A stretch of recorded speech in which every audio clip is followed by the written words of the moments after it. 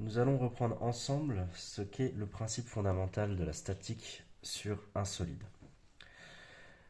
Admettons que nous avons un solide. Un solide, on peut l'appeler comme un système. Le système peut être composé de plusieurs pièces ou une seule pièce. Prenons le cas de figure de notre exercice. Ici, notre système, c'est l'outil de coupe, qui est composé de son outil de coupe, d'une branche sur les côtés, avec différentes liaisons. On nous demande d'isoler ce système. La première étape, c'est isoler le système. Reprenons notre cube. Notre cube, on va l'appeler S1, notre système 1. Il est en 3 dimensions, dans un repère qu'on appelle orthonormé. X, Y et Z. Ces 3 coordonnées représentent des distances qu'on peut retrouver ici, ici et ici. Lorsqu'on isole notre système, notre cube est isolé. Nous allons regarder, petit a, les forces à distance. Par exemple, la pesanteur. Donc, au centre de gravité, point G, nous allons avoir son poids qui va s'exercer. P. C'est une force à distance. La force P s'écrit torseur P de notre système au point G, qui est égal à 0 moins YP, 0, et pas de moment, au point G. Ici, cette colonne-là, c'est notre force qui peut s'appliquer en X, en Y et en Z. Ici, cette colonne-là, c'est nos moments, qui peut être aussi interprété comme un couple, une rotation, qui s'exprime en L, M et N. Ça correspond vulgairement à la rotation en X, à une rotation en Y et une rotation en Z. Donc on a notre première action, notre force de pesanteur qui est une force à distance, une action mécanique à distance, qui s'applique ici sur notre système. Deuxièmement, on va regarder, petit b, les forces, les actions mécaniques, si vous préférez, actions mécaniques, des liaisons parfaites. Donc une liaison, on regarde sur notre système si on a des liaisons. On va dire que nous avons une liaison ici. Hop, on sort notre tableau des liaisons, celui-ci, et on regarde quelle liaison correspond. Si on trouve une liaison qui nous correspond, on sélectionne son torseur statique en faisant attention aux axes, aux coordonnées. Si on a une liaison, admettons qu'ici c'est une liaison ponctuelle. Si c'est une liaison ponctuelle, on va dire qu'elle s'applique en un point A. La liaison, ce sera un torseur d'une action mécanique en un point A qui est égal à, on regarde son axe, normal X, donc X, A, 0, 0, 0, 0 et 0, car c'est une liaison ponctuelle. ponctuel. Petit c, on regarde les actions mécaniques extérieures, si elles sont présentes. Admettons que nous avons une force du vent qui s'applique ici, le vent, en un point B. Donc nous allons avoir un torseur d'action mécanique qu'on appelle le vent au point B. Ça va être égal à, donc ici nous avons un vecteur B, à la force du vent qu'on a appelé B, et au moment du vent, le moment de B au point B. Le tout au point B. Si on détaille notre action mécanique, elle est vers la gauche, donc vers moins x.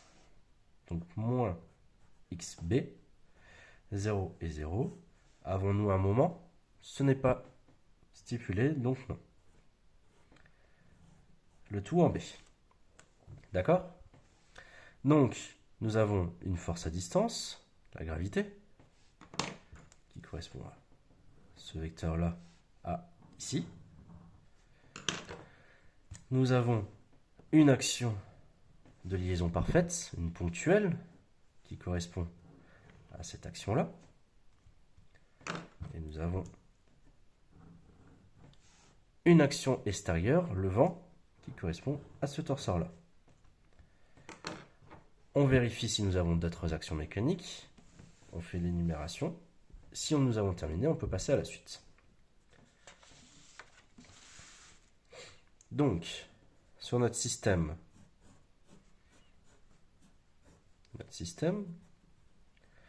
nous avons une force ici, qui est notre force B, la gravité en G, qui est P, et notre ponctuel, ici, qu'on a appliqué en A. Trois actions mécaniques, la gravité, moins YB, on n'oublie pas de bien mettre la lettre, 0, 0, en G, nous avons notre liaison en A, donc je vais l'appeler A,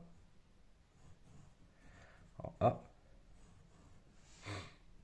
et c'est XA, 0, 0, 0, 0 et 0, en A. Et nous avons notre force du vent qu'on a appelée B, en B, et qui correspond à moins XB, 0, 0, 0, 0 et 0, en B. Nous avons fait l'énumération de nos actions mécaniques.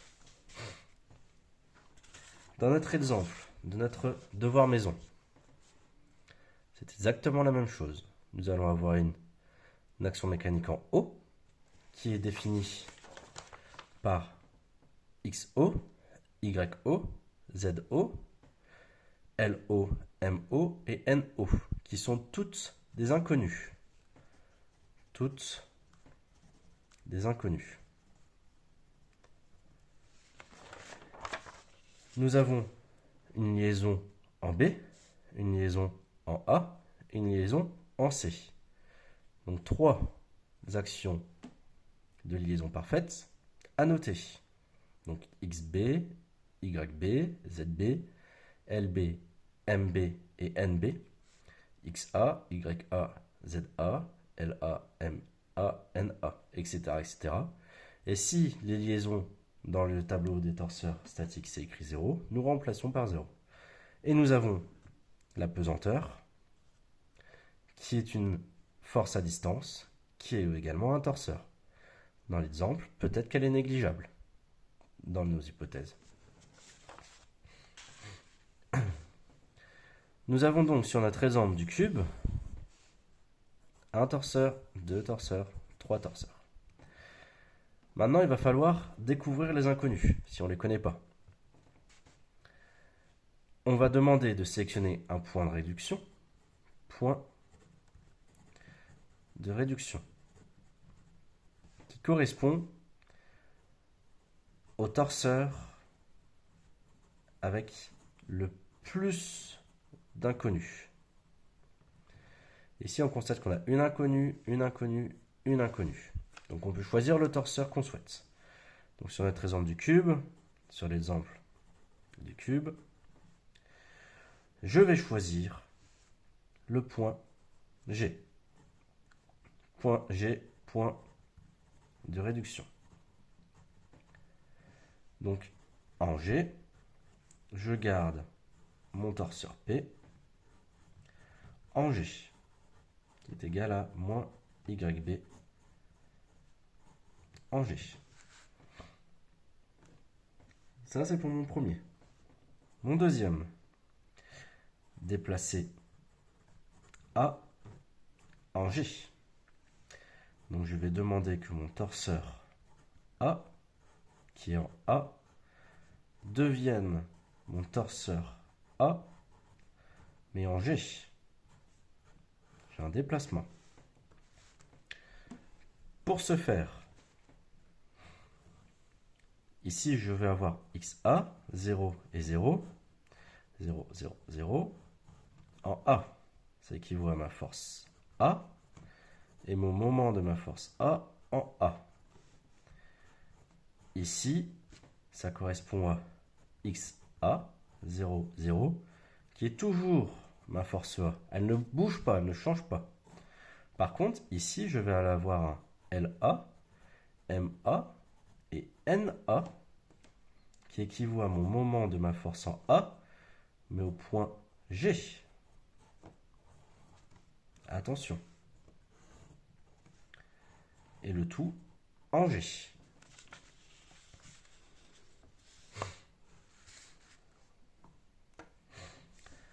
Je vais donc écrire mon déplacement de moment. Déplacement de A en G. J'aurai besoin des coordonnées de GA, car sur mon cube, mon point G est au milieu, et mon point A, j'ai dit qu'il était ici. Donc cette distance-là, ici, cette distance-là, c'est ce qu'on appelle le GA, le vecteur GA, qui sera XGA, YGA, ZGA. Et pour le calculer, XGA, c'est égal à XA moins XG. YGA est égal à YA moins YG. Et ZGA est égal à ZA moins ZG. Ce sont des coordonnées. Je précise bien des coordonnées.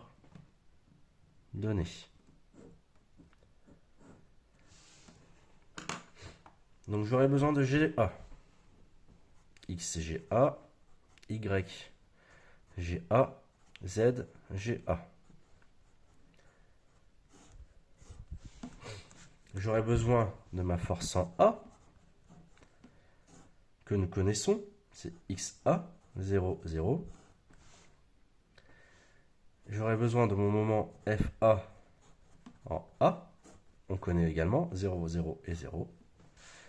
Et là, on fait notre calcul, le moment de notre force A en G, c'est égal au moment de la force en A en A. Donc, ça, c'est ça.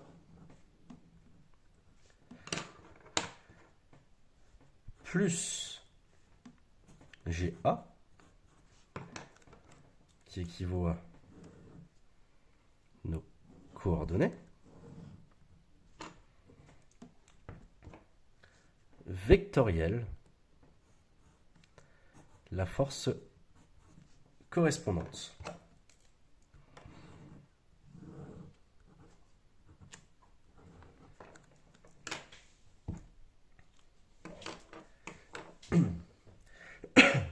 Et on détaille le calcul. On va obtenir un LA, un MA et un NA. Ça sera égal à notre moment. 0, 0 et 0. 0, 0 et 0. Plus, plus, plus. Ici, on prend nos coordonnées. X, GA. Y, GA. Z, GA. Vectoriel. Notre force. XA, YA qui est égal à 0. Donc, 0. Et ZA qui est égal à 0. 0, qui est ici. On continue à détailler. Donc, notre LA, ça sera égal à... On barre, pour le produit vectoriel, la première ligne. Et on va multiplier les deux lignes du bas avec notre moins. On reprend 0. Plus YGA fois 0 moins ZGA fois 0. Ça, c'est égal à 0. Ça, égal à 0. Donc LA est égal à 0. MA. Je conseille de prendre une autre couleur. On barre la ligne correspondante. On réécrit lettre 0. On réécrit la dernière ligne. La première ligne, pardon. Et là, XA. Produit en croix avec notre moins. Donc on a mis 0. Plus, on prend ici, ZGA. Multiplié par XA. Moins XGA. Multiplié par 0. Ça, c'est égal à 0. Par contre, on conserve notre calcul. Donc, MA est égal à ZGA fois XA. On va mettre un point pour bien différencier. Dernière ligne, NA. C'est égal à... On n'oublie pas notre 0. 0 plus... Et on prend les deux lignes du haut.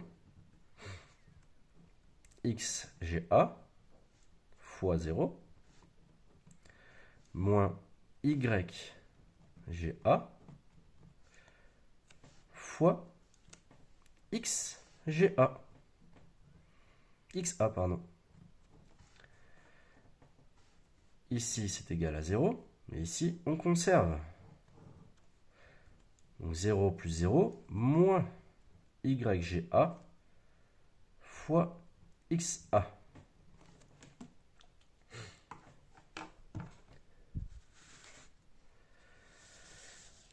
On va donc pouvoir réécrire tout notre torseur.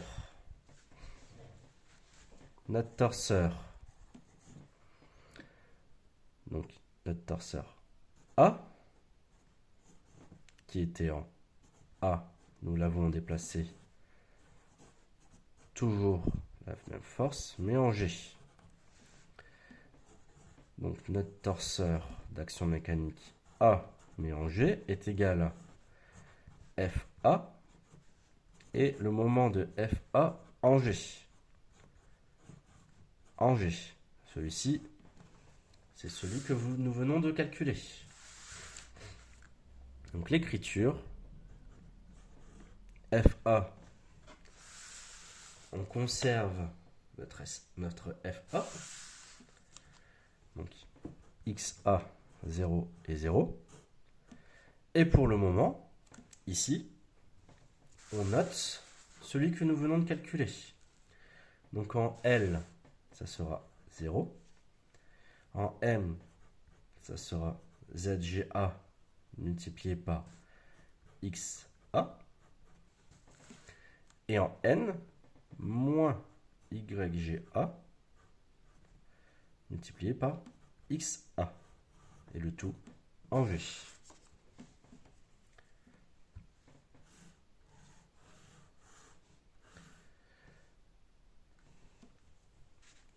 Donc, si on reprend notre feuille où on a énuméré nos différents vecteurs, les différentes actions mécaniques, ici, notre torseur A, mais cette fois-ci en G, est égal à XA0, 0.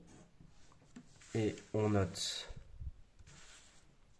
notre nouveau torseur, 0, ZGA, XA, moins YGA, XA, en G.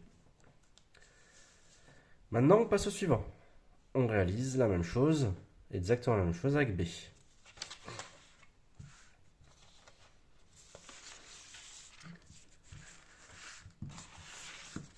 Donc, on va aller un peu plus rapidement. Notre torseur en B, qui est en B, nous le déplaçons, ça nous donnera notre torseur en B au point G, déplacement. On calcule le moment de B en G, qui est égal au moment de B en B, plus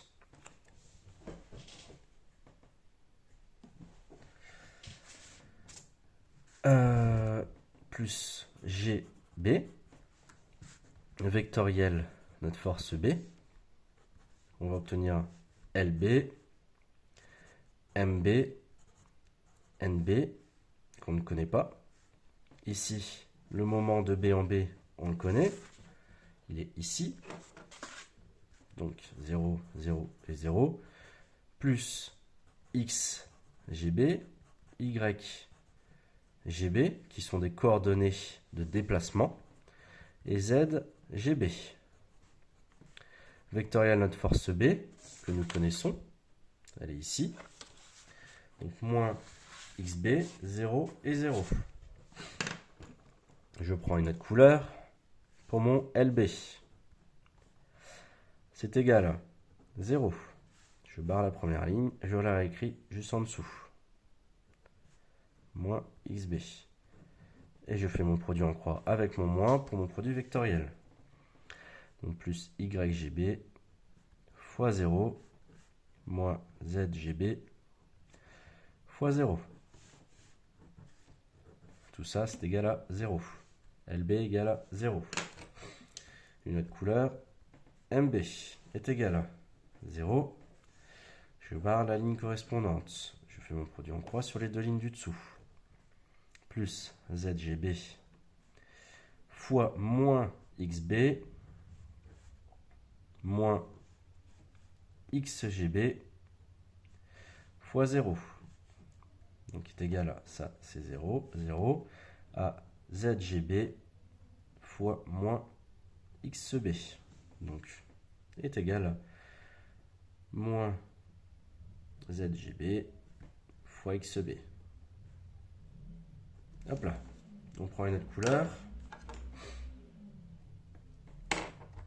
Et on refait la même chose. 0, donc NB est égal à 0, plus, on barre la dernière ligne, on va sur les deux lignes du dessus. Nous allons avoir XGB fois 0, moins YGB fois moins XB. Ça devient plus, attention, donc c'est égal à plus YGB fois XB, égal à YGB fois XB.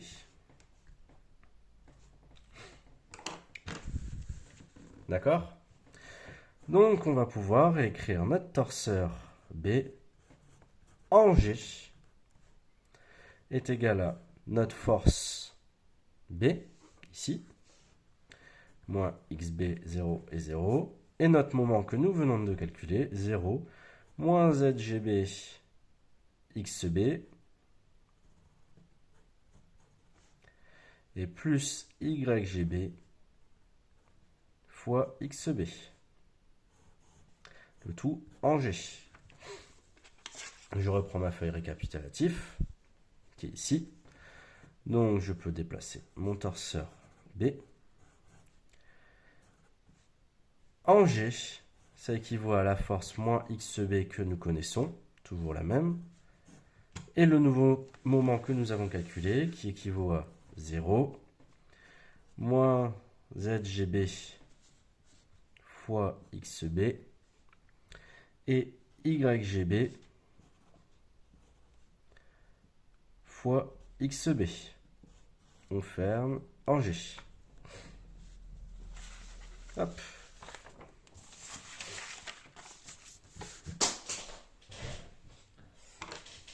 Hop là. Donc cette feuille-là, nous avons le torseur d'action mécanique de pesanteur en G. Nous avons notre force A, qui était notre liaison ponctuelle en point G. Et nous avons notre fameuse force du vent que nous avons dit que c'était une force du vent en B, que nous avons déplacée en G. Donc, 1, 2 et 3 sur notre système étudié.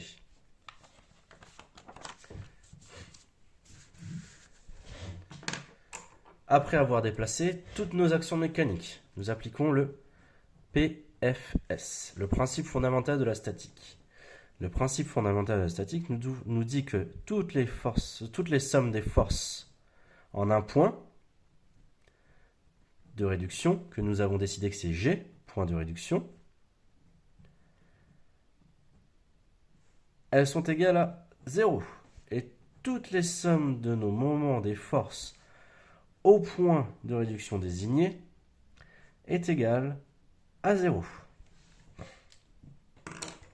Donc, nous pouvons additionner le torseur P en G plus le torseur A en G plus le torseur B en G et dire que tout ça c'est égal à 0, 0, 0, 0, 0 et 0 parce que c'est un point G, au même point.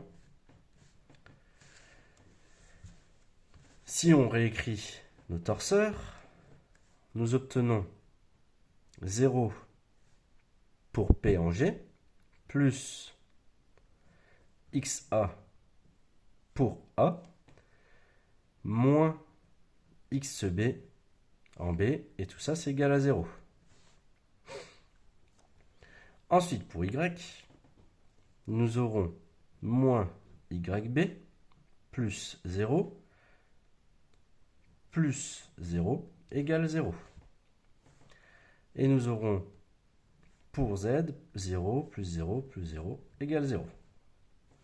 Donc ça c'est notre X, notre Y et notre Z.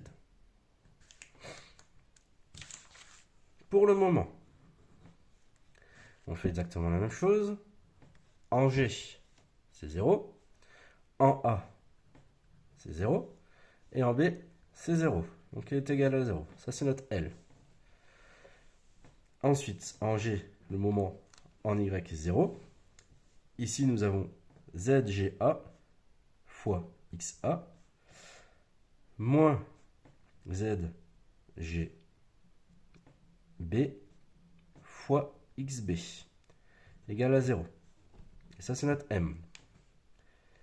Pour N, 0 plus, donc là, nous avons un moins YGA fois XA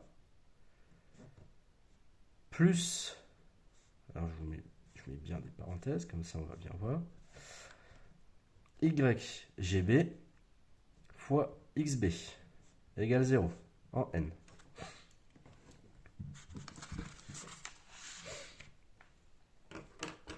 On va prendre ligne par ligne. Pour X, ici,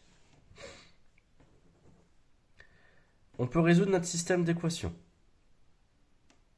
0 plus XA moins XB égale 0.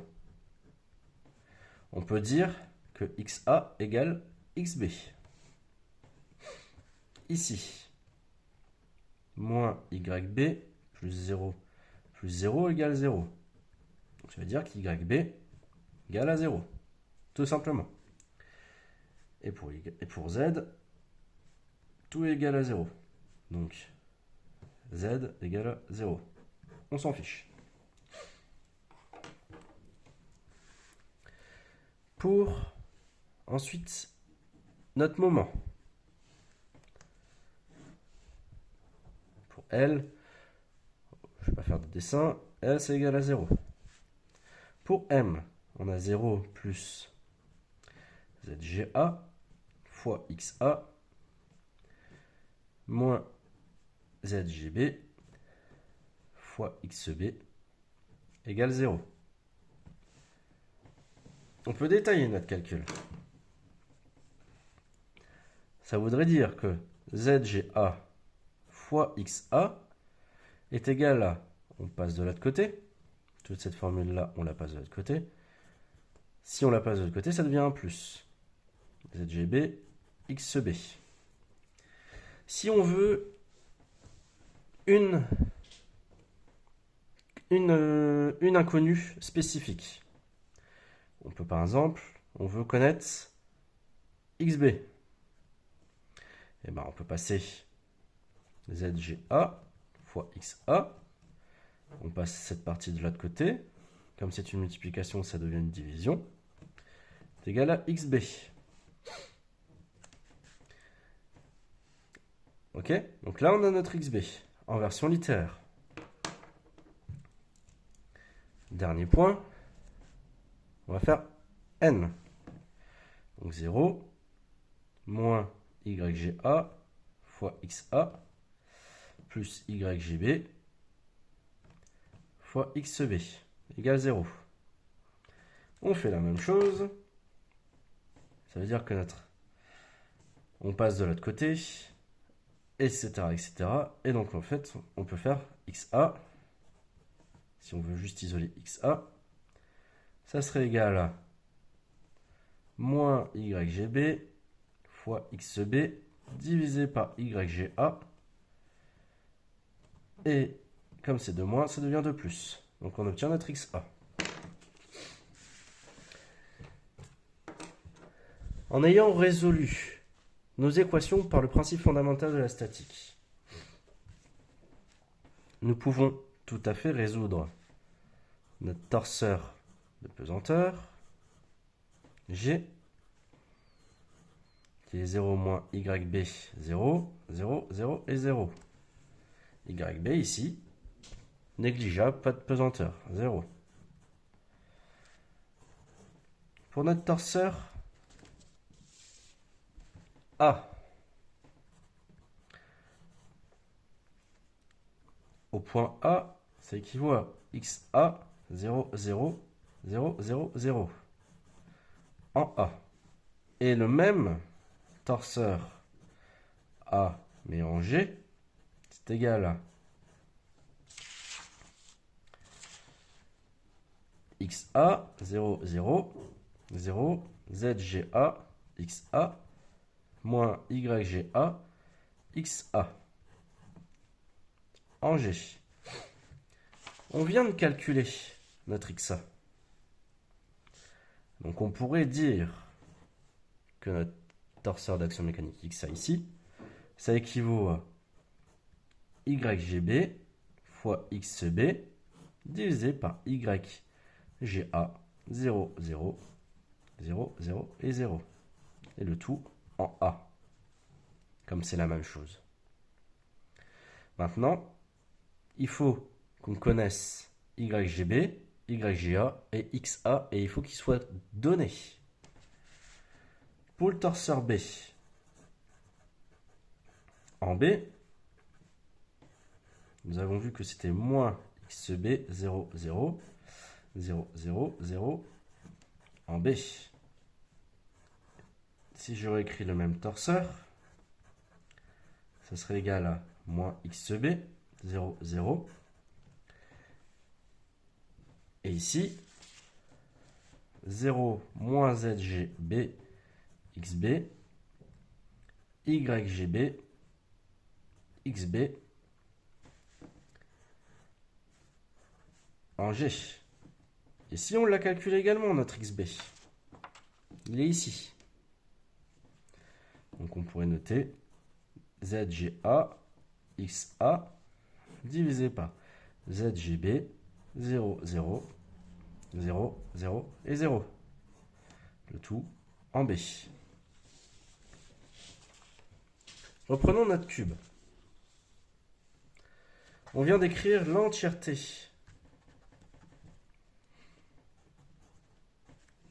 L'entièreté de nos actions mécaniques en expression, ce qu'on appelle l'expression littérale.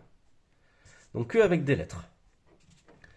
Sur notre cube ici, on pourrait très bien dire, ici, la force, notre poids, pourrait être de 10 kg.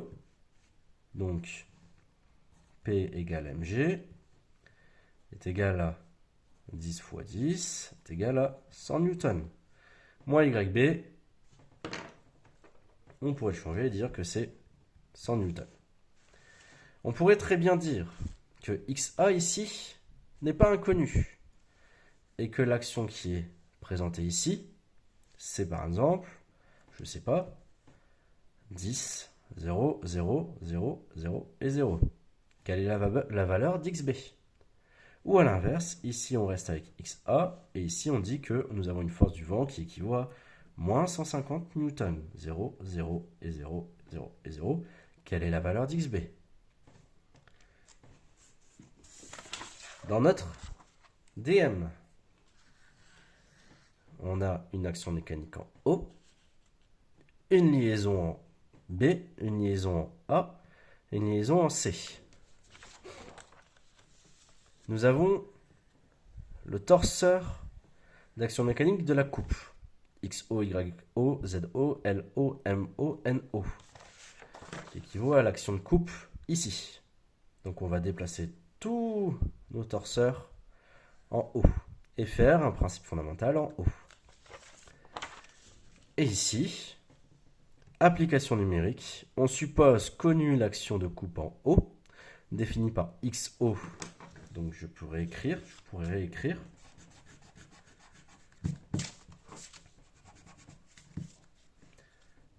que ça serait égal à 120, 770, 285, L, M et O, 0, 0, 0, en haut.